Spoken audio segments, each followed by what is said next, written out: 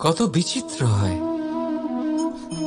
সময় আমাদের পক্ষে থাকলে আমরা নিজেদের রাজা মনে করে নিই, আর সেই সময় যদি বিপক্ষে চলে যায় তাহলে নিঃস্ব হতে সময় লাগে না। তাই মানুষের একটা অভ্যেস আছে, খারাপ সময়ের জন্য কিছু সঞ্চয় করা। আত্মীয়, বন্ধু খারাপ সময় পাশ থেকে সরে যায়। যশ, মান প্রতিকূল সময় চিরস্থায়ী হয় না। তাই মানুষ মনে করে অর্থ সঞ্চয় করাই শ্রেয়। অর্থের কোনো হৃদয় নেই যা সময়ের সাথে পরিবর্তিত হবে। সংসার বলে সর্বদা অর্থ সঞ্চয় করতে থাকুন।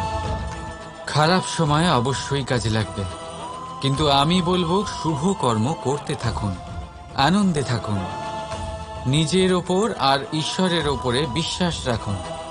খারাপ সময় কখনো আসবেই না। রাধা রাধা। প্রকৃতি মানুষকে এক বিশেষ শক্তি দিয়েছে, অন্য জীবের থেকে বেশি শক্তি দিয়েছে। স্মরণ শক্তি। এই শক্তি মানুষকে অন্য জীবের থেকে ভিন্ন করে, ইতিহাস রচনা করার প্রেরণা দেয়, জ্ঞানকে বংশানুক্রমে এগিয়েও নিয়ে যায়। আর যারা ভুলে যান, অধিকাংশ সময় তারা উপহাস আর দয়ার পাত্র হয়ে যান। কিন্তু এটাই কি প্রকৃত রূপে সত্য? না। এই স্মরণ শক্তি মানুষের বিকাশের সব থেকে বড় বাধা হয়ে দাঁড়ায়। তার মনকে দূষিত করে দেয়। খারাপ অভিজ্ঞতা, কারোর করা বিশ্বাসঘাতকতা, কারোর কটাক্ষ বেশিরভাগ মানুষই ভুলতে পারেন না, আর তারপর প্রতিশোধ নিতে উদ্যত হন। প্রথমে সময় নষ্ট করেন প্রতিশোধের প্রস্তুতিতে, আর তারপর সময় নষ্ট করেন প্রতিশোধ নেওয়ার সুযোগ খুঁজতে। যদি সন্তুষ্টি পেতে চান, যদি জীবনে আনন্দ পেতে চান, তাহলে স্মরণ শক্তির সদ্ব্যবহার করুন। নিজের স্মরণ শক্তিকে চালনা করুন শুধুমাত্র ভালো কথা আর ভালো স্মৃতির দিকে। জীবনে আনন্দ পাবেন। রাধা রাধা।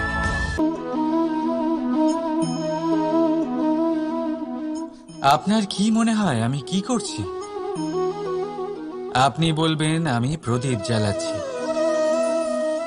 সঠিক, কিন্তু প্রশ্ন হচ্ছে যে আমি কি আপনাকে বলেছি যে একে প্রদীপ বলা হয়? না। এই প্রদীপ কি নিজেই নিজের পরিচয় আপনাকে দিয়েছে? না। তাহলে আপনি কি করে জানলেন যে একে প্রদীপ বলা হয়? উত্তর হচ্ছে প্রকাশ। যে স্বয়ং জ্বলে অন্ধকারের মধ্যে সংসারকে পথ দেখায়, সেটাই প্রদীপ।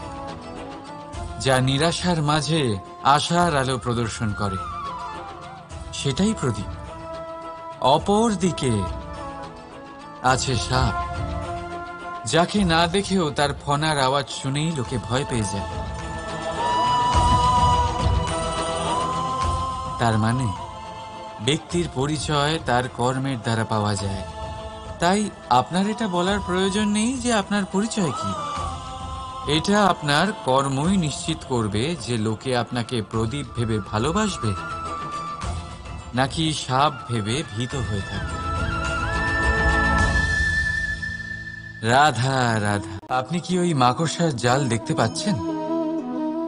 মাকড়সারা ভীষণ পরিশ্রম করে এটা তৈরি করে। নিজের শরীরের রস দিয়ে এই জাল বোনে। আপনি কি এটার উদ্দেশ্য জানেন? আসলে মাকড়সা এই জালে ছোট কীটপতঙ্গ ধরে তাদেরকে খাদ্যরূপে গ্রহণ করে। কিন্তু আপনি কি এই কথা জানেন যে একদিন মাকড়সা নিজেই নিজের জালে জড়িয়ে মৃত্যুবরণ করে থাকে? বলুন কি করেন আপনি এই জাল দেখতে পেলে? দেখতে পেলেই মুছে ফেলেন এর অস্তিত্ব, তাই না? তেমনি অন্যদিকে পাখির বাসা। পাখিরাও ভীষণ পরিশ্রম করে এটা তৈরি করে। কিন্তু যদি পাখি একদিন এটা ছেড়ে চলে যায়, তাহলেও লোকে এটা নষ্ট করে দেয় না। কারণটা কি? এর কারণ হলো এর নির্মাণ জীবন সঞ্চারের জন্য করা হয়েছিল, নষ্ট করার জন্য নয়। তাই মনে রাখবেন, জীবনে আপনার পরিশ্রম যতই বেশি হোক না কেন, যদি আপনার লক্ষ্য শুভ না হয়, তাহলে আপনারও বিনাশ নিশ্চিত। তাই সৃজন করতেই থাকুন আর মুগ্ধ হয়ে বলুন, রাধা রাধা। মানুষ নিজের পরিবারের জন্য কত কিছুই না করে, দিন রাত পরিশ্রম করতে থাকে যাতে তার পরিবারের প্রয়োজন পূরণের জন্য অর্থ রোজগার করতে পারে। কিন্তু শুধু অর্থ রোজগার করাটাই কি যথেষ্ট? আপনি বলবেন, হ্যাঁ নিশ্চয়ই, অর্থ দিয়ে সব কিছু পাওয়া যায়, বিদ্যা পাওয়া যায়, বাড়ি পাওয়া যায়, ওষুধ পাওয়া যায়, আর কত কিছুই না পাওয়া যায়। এই সব একটা পর্যায় পর্যন্ত সঠিক, কিন্তু একটু মন দিয়ে ভেবে দেখুন, যখন কোনো শিশু অসুস্থ হয়ে পড়ে, তখন সে ওই তিক্ত ওষুধ কেন খেয়ে নেয়? এই জন্য কারণ ওর পিতা সেই ওষুধ অর্থ দিয়ে কিনেছে? না, বরং এই জন্য কারণ তার পিতা যে তার সামনে দাঁড়িয়ে, তার উপরে তার বিশ্বাস আছে। বিশ্বাস আছে যে উনি তার কিচ্ছু হতে দেবেন না। এই বিশ্বাস, এই সংস্কার, এই শিক্ষা কখনো অর্থ দিয়ে পাওয়া যায় না। এটা পাওয়া যায় সেই সময় থেকে যা মাতা পিতা তাদের সন্তানের সাথে কাটিয়েছেন। তাই জীবনে অর্থ অবশ্যই উপার্জন করুন, কিন্তু নিজের পরিবারকেও সময় দিন, আনন্দ পাবেন। রাধা রাধা। বিরোধিতা এমন এক শব্দ যা শুনে আমরা সবাই ভয় পেতে থাকি। যদি কেউ আমাদের বিরোধিতা করে তা আমাদের সহ্য হয় না। আমরাও কারোর বিরোধিতা করে কোনো শত্রুতা করতে চাই না। এই ধরনের ভাবনা আমাদের মনে আসতেই থাকে। কিন্তু বিরোধিতা, এই শব্দ আপনার শান্তির জন্য, আপনার সুখের জন্য কতটা গুরুত্বপূর্ণ তা আপনারা জানেন না। তাই যদি কাল এসে কেউ আপনার বিরোধিতা করে, তখন সবার আগে নিজেকে যাচাই করুন।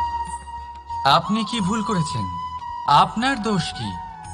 নিজের মধ্যে কি ত্রুটি আছে সেটা বোঝার চেষ্টা করুন, নিজেকে সংশোধন করার চেষ্টা করুন। তারপর দেখুন, বিরোধিতার এই আগুন আপনাকে স্বর্ণ থেকে কুন্দন বানিয়ে তুলবে। বলা হয় এই সংসারে খারাপ বেড়েই চলেছে, কিন্তু তার কারণ এ নয় যে খারাপ মানুষ বেড়ে চলেছে। তার কারণ হলো যে ভালো মানুষ, যাদের ভালো চিন্তা, ভালো বিচারধারা আছে, তারা খারাপের বিরোধিতা করতে পারে না। যদি আপনার সম্মুখে কোনো খারাপ কর্ম হয়, তাহলে তার বিরোধিতা করতে সংকোচ করবেন না, কারণ বিরোধিতার এই আগুন মন্দকে পিছুপা হতে অবশ্যই বাধ্য করে। রাধা রাধা। বিশ্বাস, জীবনে বিশ্বাস কতটা গুরুত্বপূর্ণ। একজন স্ত্রী তার স্বামীর হাত ধরে যে কোনো জায়গায় যেতে পারেন, এর কারণ হলো বিশ্বাস। তার নিজের স্বামীর ওপরে বিশ্বাস আছে। যখন একজন মা তার ছোট বাচ্চাকে কোলে তুলে হাওয়ায় ওঠায়, তখন সেই বাচ্চা ভয়ভীত হয়ে যায় না। তার কারণ হলো বিশ্বাস। তার বিশ্বাস আছে যে তার মা তার কিচ্ছু হতে দেবে না। এক বৈদ্যের দেওয়া ঔষধ সন্তান কিছু না বুঝে শুনেই খেয়ে ফেলে। সেই বৈদ্যের জ্ঞানের বিষয়ে তার কোনো ধারণাই থাকে না।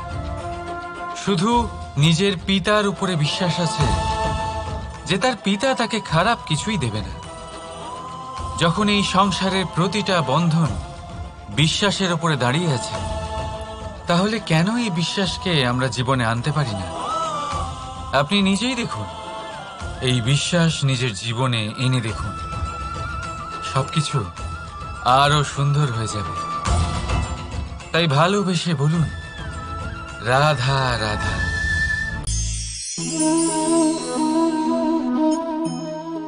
অহংকার, এই শব্দটা সবাই শুনেছেন। বহু মানুষকে আপনি এটা বলতে শুনেছেন যে ওই ব্যক্তির অহংকার আছে, ওই মানুষটির ক্ষমতার অহংকার আছে, ওই ব্যক্তির নিজের রূপ নিয়ে অহংকার আছে, ওই ব্যক্তির নিজের অর্থের অহংকার আছে, ইত্যাদি ইত্যাদি। কিন্তু এই অহংকার, এর অস্তিত্ব হয় কি করে? এবারে একবার এই হাতটা দেখুন। যদি এই হাতের 5 আঙুল উঠে দাঁড়ায়, আশীর্বাদ। আর যদি এই হাতের 5টা আঙুল একসাথে মুঠো হয়ে যায়, শক্তি, সংকটের বিরুদ্ধে ঢাল। কিন্তু এই একটা আঙুল সংকটের কারণ হয়ে দাঁড়াতে পারে। এই একটা আঙুল শত্রুকে আহ্বান জানায়। এবার অহংকার বলে এই শব্দটাই দেখে নিন। আমাদের থেকে আলাদা হয়ে গেলে হয় অহং। অহং অর্থাৎ ব্যক্তির মনে হয় যে সে আপনদের থেকে, নিজের বন্ধুদের এবং সঙ্গীদের থেকে, নিজের পরিবারের থেকে অনেক উপরে, অনেক শ্রেষ্ঠতর সে। কিন্তু মনে রাখবেন, এই অহংকার কোনো ব্যক্তির অস্তিত্বের বিনাশের প্রথম ধাপ। তাই ঝেড়ে ফেলে দিন এই অহংকারকে, আর বিশ্বাস করুন আমাদের ওপর, কারণ তখনই আপনি শান্তি পাবেন। আর সেই শান্তির সাথে বলে উঠবেন, রাধা রাধা।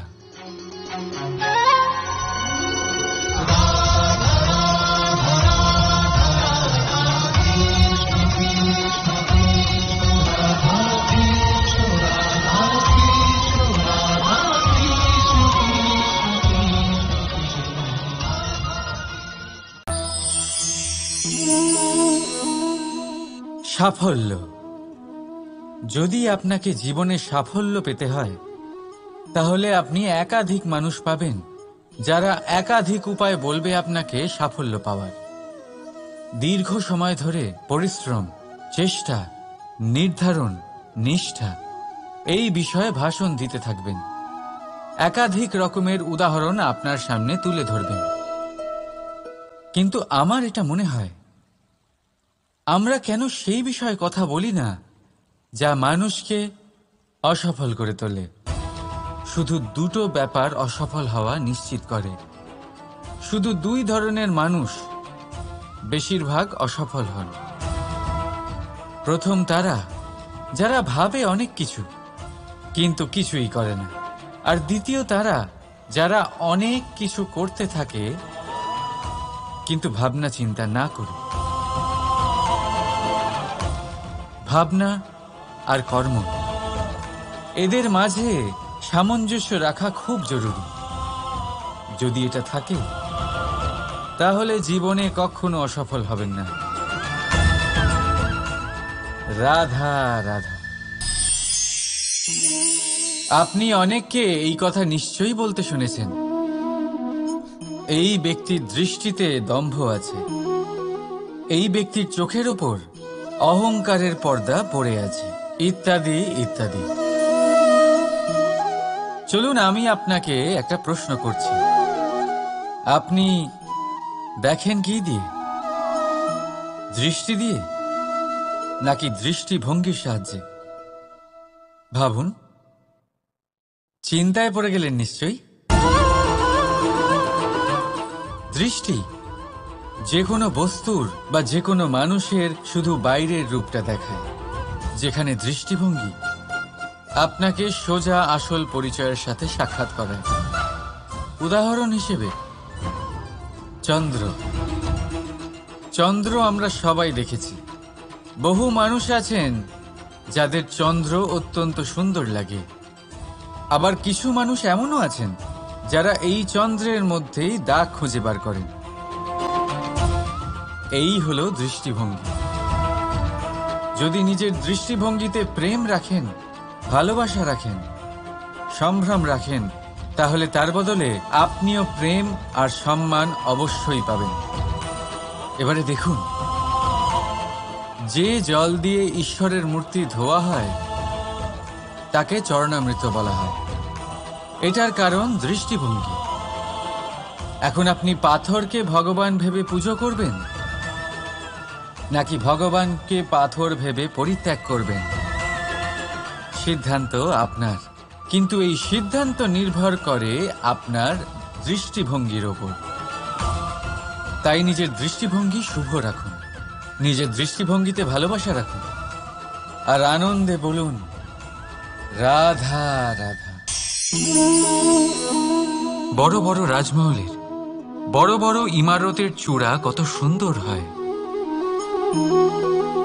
কিন্তু আপনি কি কখনো এই বিষয়ে ভেবেছেন যে এই সুন্দর চূড়ায় পৌঁছতে গেলে আপনাকে পৃথিবীতে পা ফেলতেই হবে? সেই সুন্দর চূড়ায় পৌঁছে দীপ্তি পাওয়ার জন্য আপনাকে একটা কঠিন পথ অবলম্বন করতেই হবে। যদি আপনি কোনো কঠিন পথে না গিয়ে এই পৃথিবীর সাহায্য ছাড়াই শুধু উচ্চতার দিকে অগ্রসর হতে থাকেন, তাহলে সর্বদা অসফল হবেন। সেই জন্য নিজের স্বপ্ন পূরণের এই যাত্রাতে নিজের পথ কখনোই হারাবেন না, নিজের পথ থেকে সরবেন না।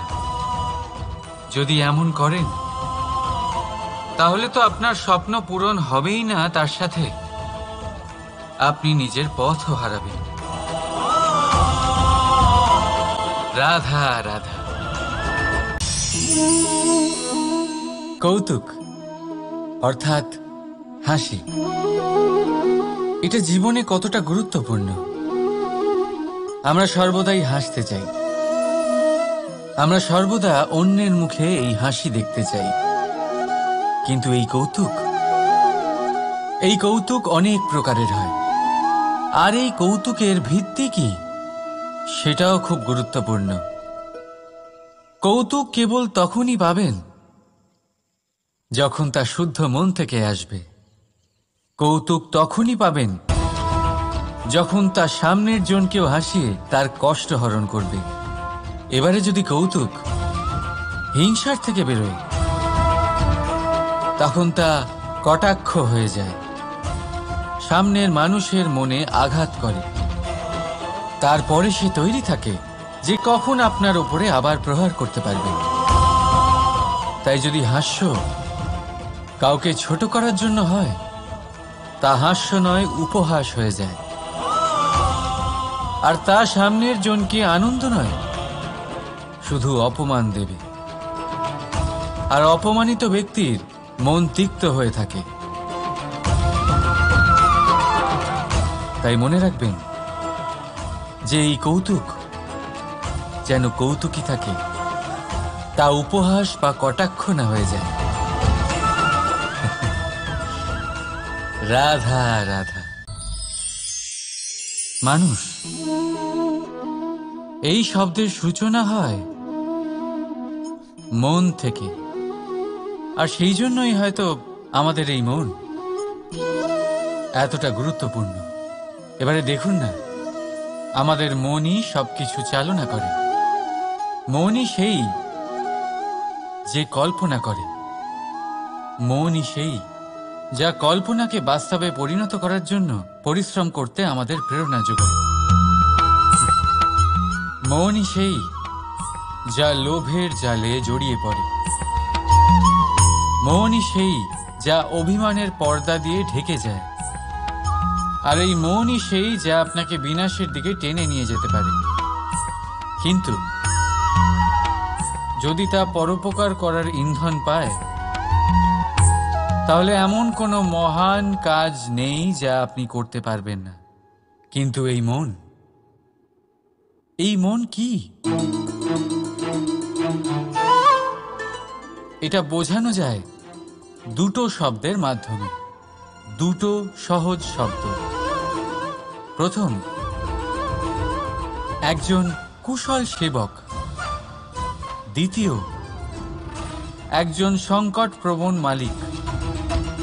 যদি আপনার এই মন আপনার নিয়ন্ত্রণে থাকে, তাহলে সে হলো আপনার সেবক।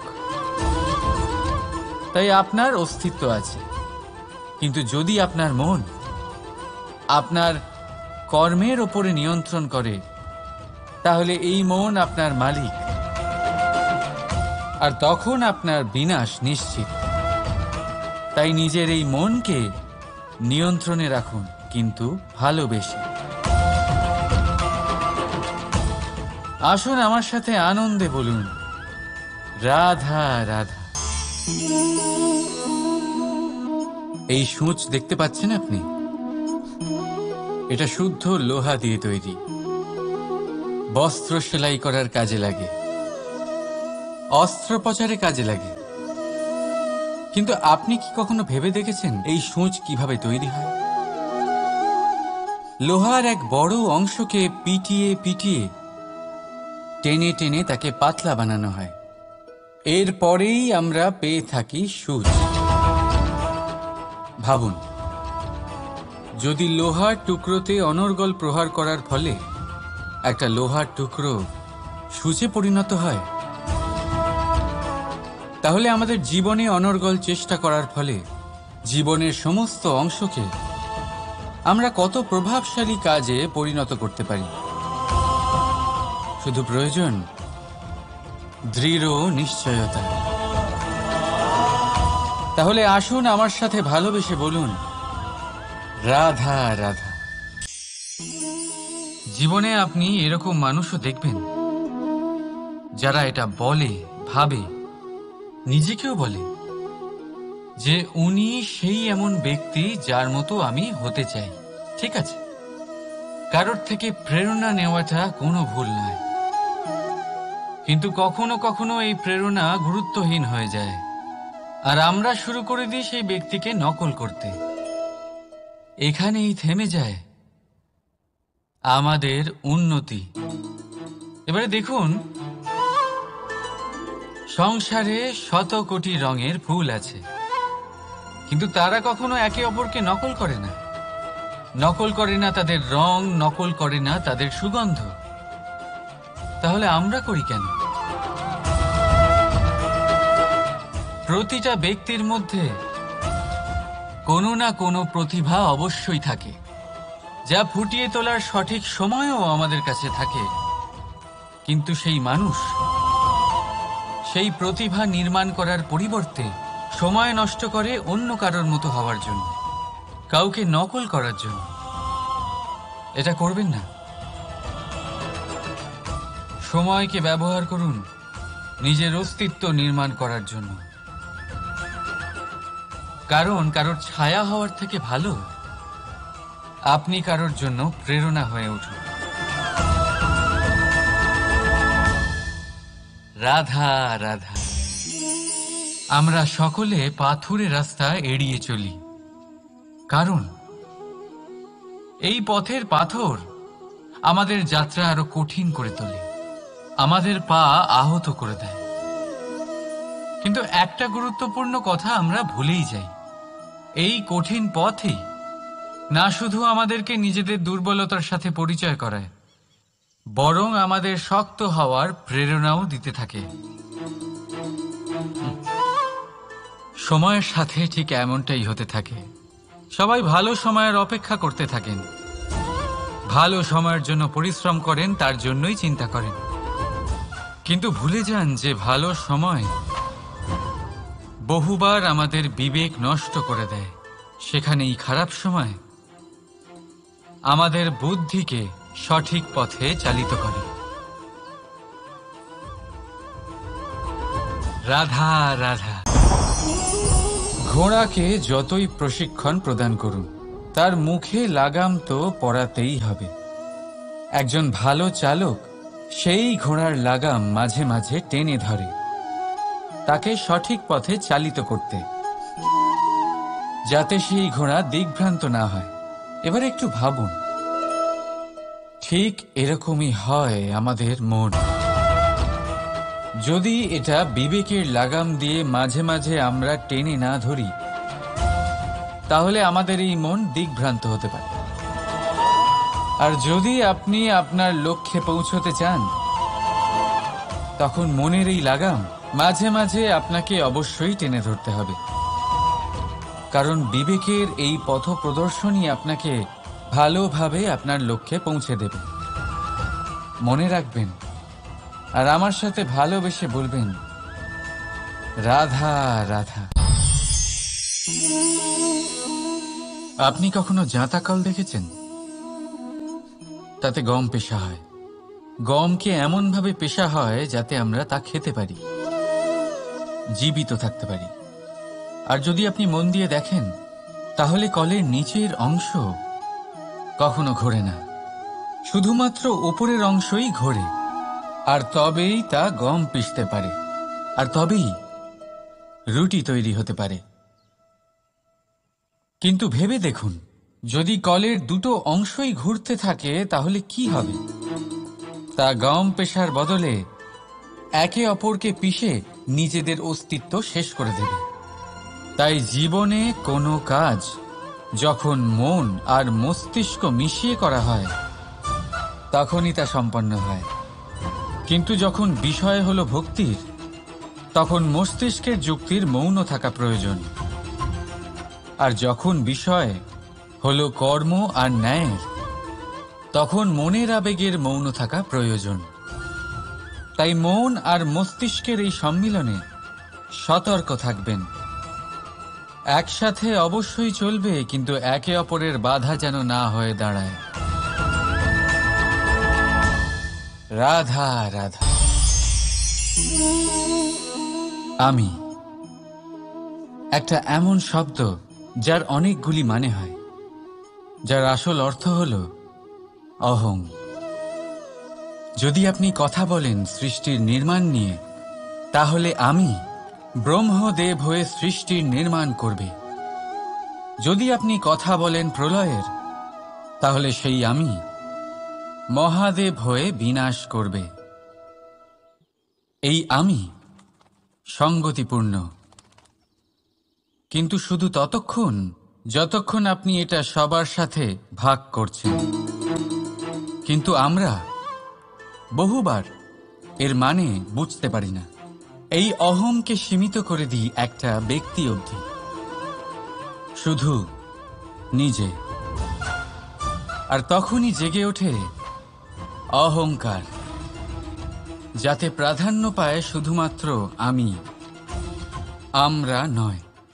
আর একজন ব্যক্তি একা না উৎপাদন করতে পারে আর না করতে পারে সৃজন। এবারে দেখুন, বৃষ্টির এক ফোঁটা, তারও অস্তিত্ব আছে, কিন্তু তা ধরিত্রীতে পড়লেই সমাপ্ত হয়ে যায়। কিন্তু যখন ফোঁটাগুলি একসাথে পড়ে, তখন শুরু হয় বর্ষা, আর তখনই তৈরি হয় ধারা। রাধা রাধা। বলুন, কি দেখতে পাচ্ছেন আপনি? আমার হাতের এই সাদা বস্ত্র, নাকি এতে লেগে থাকা এই কালো দাগ? এবারে সত্যি কথা বলতে কি, আপনার নজর সবার আগে এই কালো দাগের উপরে গেছে। ঠিক আছে, এমনই তো হয়। ভীষণ কম মানুষ থাকেন যারা ভাবেন কোনো ব্যক্তি ভীষণ পরিশ্রম করে এই বস্ত্র ধুয়েছেন, এটা শুকিয়েছেন। বেশিরভাগ মানুষের নজর যায় এই দাগের উপরে, ভাবেন যে এটা কি করে লাগলো। কিছুটা এরকমই হয় আমাদের ব্যক্তিত্বের সাথে। আমাদের শুভ কর্মের ওপরে আমাদের একটা খারাপ কর্ম ভারী মনে হয়। এবারে ভাবুন, যদি আমি চন্দ্রের কথা বলি, তাহলে তার শীতল আলো দেখার পূর্বে তার কলঙ্ক লক্ষ্য করেন।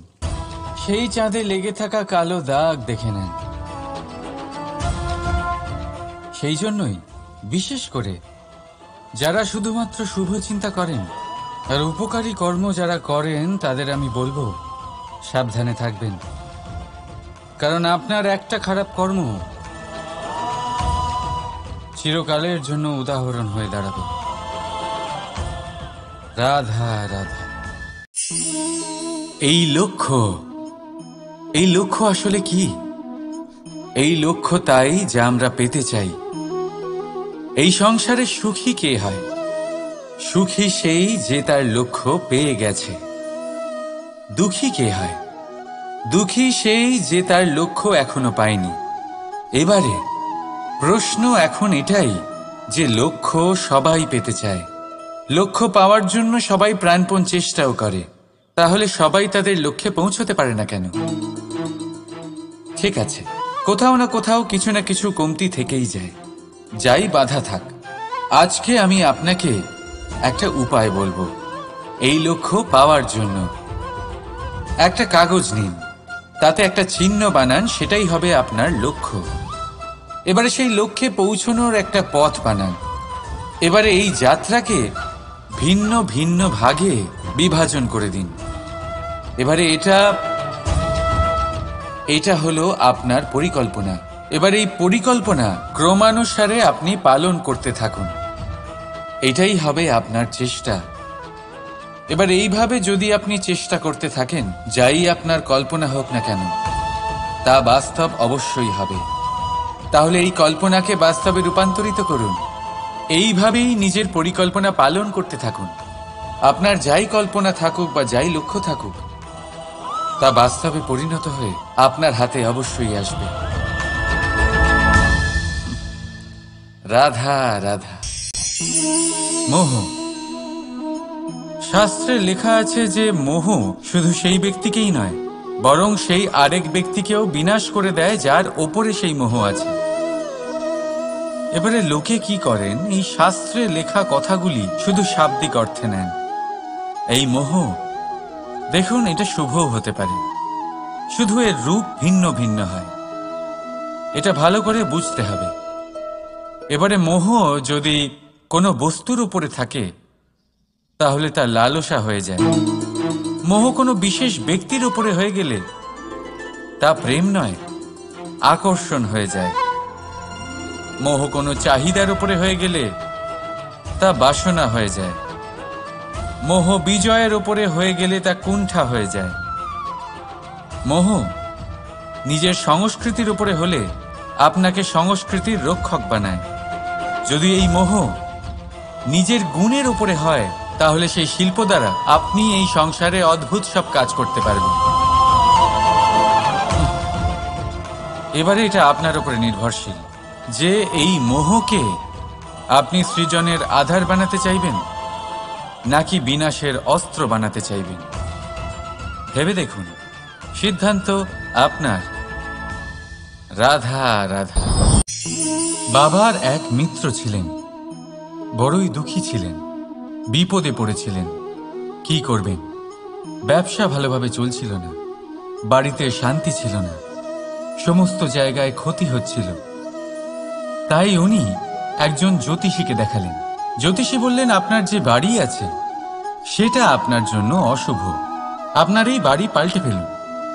উনি বাড়ি পাল্টে ফেললেন, তবুও ওনার সমস্যার সমাধান হলো না। তারপর একজন জ্ঞানী ব্যক্তি ওনাকে বললেন যে আপনার জামা কাপড়ের যে রং সেটা বিপদকে আমন্ত্রণ জানাচ্ছে, এই জামা কাপড়গুলিকে পাল্টে ফেলুন। উনি সেগুলো পাল্টে ফেললেন, তাও সমস্যার সমাধান হলো না। আবার একজন জ্ঞানী ব্যক্তি বললেন যে আপনার আশেপাশে যে মানুষজন রয়েছে তারা এটা চায় না যে আপনি সফল হন, তারা আপনার ক্ষতি চায়, তাদের সাথে সমস্ত সম্পর্ক ভেঙে ফেলুন। তো উনি সম্পর্ক ভেঙে ফেললেন, কিন্তু তাতেও ওনার জীবনে কোনো পরিবর্তন এলো না। তার মানে তিনি বাড়ি পাল্টালেন, জামা কাপড় পাল্টালেন, সম্পর্ক পাল্টালেন, যেটা পাল্টালেন না তা হলো স্বভাব। এই যে স্বভাব, এটা অত্যন্ত গুরুত্বপূর্ণ। এই স্বভাবই আপনার ব্যক্তিত্ব তৈরি করে। তাই নিজের স্বভাব শুধরে ফেলুন, তাতে ভালো পরিবর্তন আনুন। সব কিছু ভালোই হবে। রাধা রাধা। ক্রোধ, লোকে বলে যে এই ক্রোধ পাপেরই মূল, কিন্তু সত্যি কি এই ক্রোধ পাপের মূল? একটু ভেবে দেখুন, এই ক্রোধ বাস্তবে আসলে কি? এই ক্রোধ একটা অনুভূতি যা আপনার মধ্যে হঠাৎই অসীমিত তেজ সঞ্চালন করে। এবারে আমি আপনাকে কিছু উদাহরণ দিচ্ছি যাতে আপনি বুঝতে পারেন যে ক্রোধ আপনার জন্য ভালো কি না। যদি কারোর সাথে অন্যায় হয় আর এটা দেখে আপনার ক্রোধ হয়, আর এই ক্রোধ আপনাকে তার সাহায্য করতে প্রেরণা যোগায়, তাহলে এই ক্রোধ অবশ্যই ভালো। যদি কোথাও আপনি দেখেন যে কোনো নারীর উপরে অত্যাচার হচ্ছে আর সেটা দেখে আপনার ক্রোধ হয়, আর এই ক্রোধ আপনাকে তার সাহায্য করতে সাহস যোগায়, তাহলে এই ক্রোধ অবশ্যই ভালো। যদি এই সংসারে কোথাও আপনি কোনো অনৈতিক কাজ বা ছলনা দেখেন আর আপনার তাতে ক্রোধ না হয়, কিছুই অনুভব করেন না, তাহলে এটা কাপুরুষতা। তার মানে এটাই যে আপনি আপনার মনুষ্যত্ব হারিয়ে ফেলেছেন। তাই এটা বোঝার চেষ্টা করুন, আপনার ক্রোধের তেজের ব্যবহারের ওপরে নির্ভরশীল হলো এই ক্রোধ আপনার জন্য পাপের সমান, নাকি এই ক্রোধ আপনার জন্য পুণ্যের স্থাপক। রাধা রাধা। অভিমান, আত্মসম্মান, অহংকার, দেখতে গেলে এই তিনটি শব্দ ভিন্ন ভিন্ন, কিন্তু এর মূল আধার একই, আত্মসম্মান।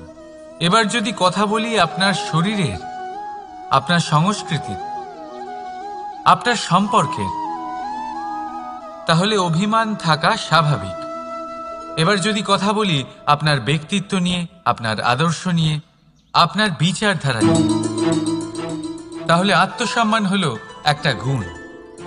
যদি এইভাবে বলা হয় যে আমি এই কার্য কারোর সাহায্য ছাড়া, সহযোগিতা ছাড়াও করতে পারি, তাহলে এটা আত্মসম্মান, আর এটা সঠিক।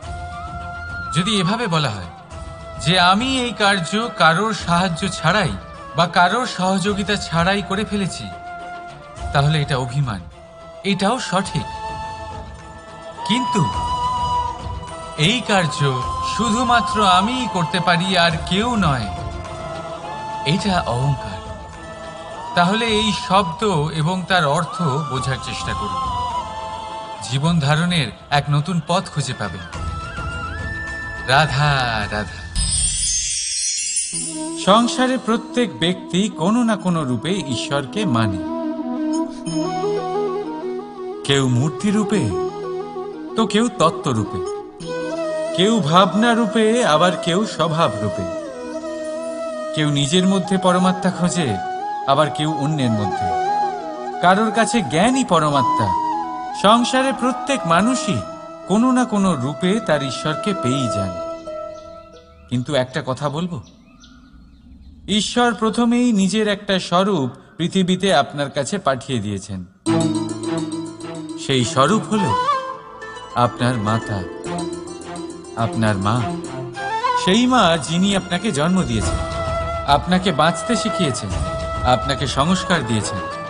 যদি আপনি কখনো কোনো অনুচিত পথে অগ্রসর হয়েছেন, তখন তিরস্কার করে আপনাকে সঠিক পথে এনেছেন। যদি আপনি এই সংসারে অসফল হয়েছেন, তখন তার আঁচলের উষ্ণতা দিয়ে আপনাকে আশ্বাস জুগিয়েছেন। সেই সমস্ত কাজ করেন এই মা, যা ঈশ্বরও করেন। সেই জন্য মনে রাখবেন যে এই সংসারে আপনার সবচেয়ে প্রথম ঈশ্বর যদি কেউ থাকে, তাহলে তা আপনার মা। প্রত্যেক প্রতিমাতেই ঈশ্বর নাই থাকতে পারে, কিন্তু প্রত্যেক মায়ের মধ্যে ঈশ্বর অবশ্যই থাকে। রাধা রাধা।